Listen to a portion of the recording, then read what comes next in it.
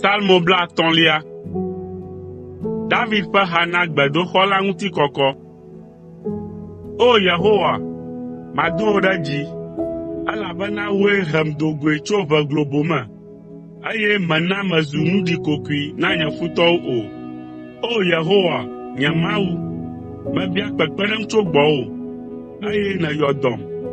O Yehowa, wòe ɖem tso tsiẽƒe, eye mèna meyi aʋlime o.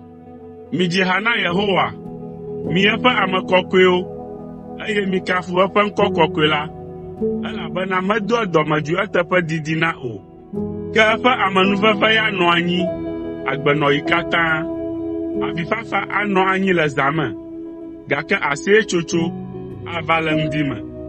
Esi mekpɔ be meli ke la, megblɔ be, nye la, nyemaʋuʋu kpɔ gbeɖe o. O Yehowa, esi nève nunye la, ena nye to li ke zã, gake esi nèɣla wò ŋkume ɖem la, nye mo tsi daa.